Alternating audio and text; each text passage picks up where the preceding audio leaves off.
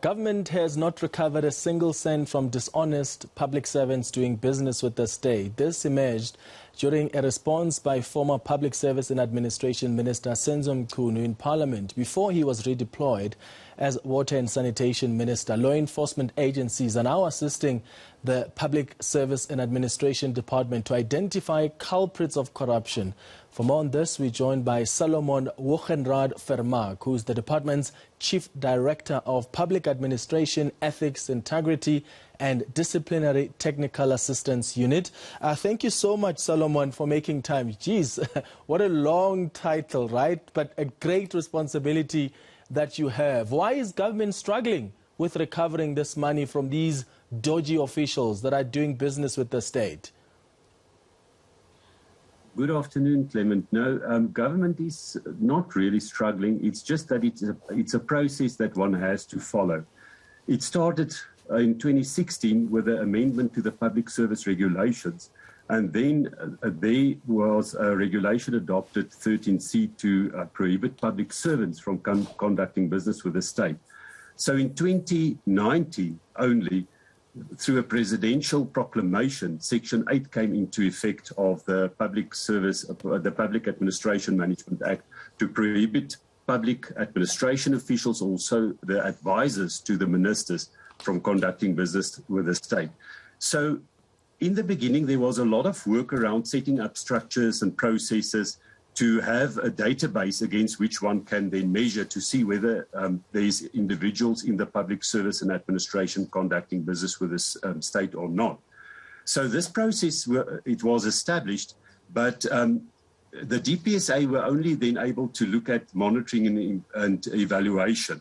So we monitored the situation, and from 2017, we saw it every year increase, where we identify 580 people the first year. It increased to 679 thereafter, then in 2019 to 1,068, and in 2020 to 1,539.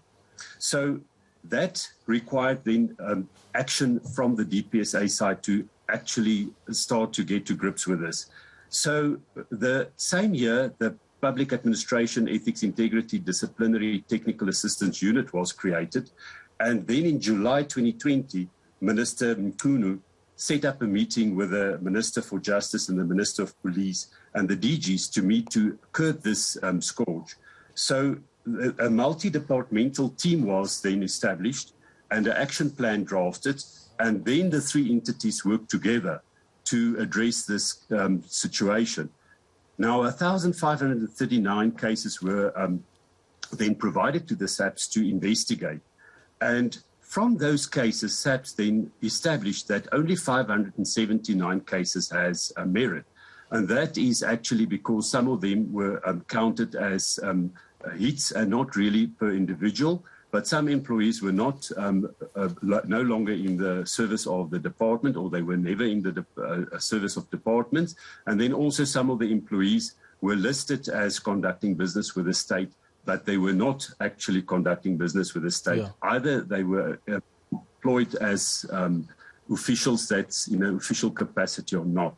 So that is where we had then 579 cases. Yeah. And then the DPSA followed up in terms of sending letters to the departments to request them to actually see whether these individuals are still in employment, the 579 now, and then to investigate and to come and report to the DPSA then in terms of what was done, if there's steps taken, and then also to give us further progress reports. So I can indicate that since the task team was established, we then took that 579 cases and prioritized the top 17 cases to see that we can have quick wins where we can also use it as a deterrent for other public service officials who want to conduct this work. So the 17 top cases are those cases with the highest value in terms of money. And although the cases are sub judice now, I can indicate that we have 13 cases identified from SAPS, which is the biggest employer. So it makes sense that it's also a big group in terms of the number of prioritized cases, and two from the Department of Education, one from the Department of Science and Innovation and one from the Department of Correctional Services. So that was since January this year, and these cases were investigated. 3 is fully investigated, where 2 of the cases were found that the prosecutor declined to prosecute due to lack of evidence. 1 case is fully investigated, and that is now brought onto the court roll, and it will serve, if my memory serves me correct, the latter end of September. And the rest of the cases are still under investigation. Yeah, so, I mean, that's 1 case out of the 13 that you're prioritizing, but still, still have about 579 cases that have merit. These people that you've identified with cases that have merit, are they still being paid by the state? Are they on suspension? What's the story? Some of the people were placed under suspension, where the departments then found that there is evidence enough to look into the issue. But of course, you cannot just suspend a person without any evidence. And as told to me by the investigators, the biggest issue here is to actually get the physical evidence of this crime. Because remember, this is also a new crime under the Public Administration Management Act. So it's not so easy to investigate because most of the departments do not have the capacity or the skills.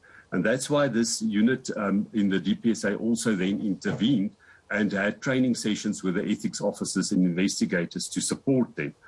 But the physical evidence is the one problem, and the other one is the forensic audits that really takes a lot of time to complete. Yeah. What's the salary expenditure for these suspended officials? Because the other issue here is that these suspended officials who are receiving salary while still on suspension, and I know it's required by law, you can't break the law and stop paying them just because they're facing charges and they're on suspension. But sometimes the officials are on suspension for a very long time before the cases are actually completed, and that's actually a waste of taxpayers' money. It is a waste of taxpayers' money, and it's also impacting on service delivery. But a person cannot be suspended if there is not real evidence to link a person to a situation that warrants a suspension. And in that sense, you can't just suspend a person nilly-willy. I can indicate that the top priority cases, it's not senior employees, it's mostly junior members. And although the impact of the salary won't be much, it's concerning that there's employees involved in criminal activity. And for that, one has to follow this up and follow it through.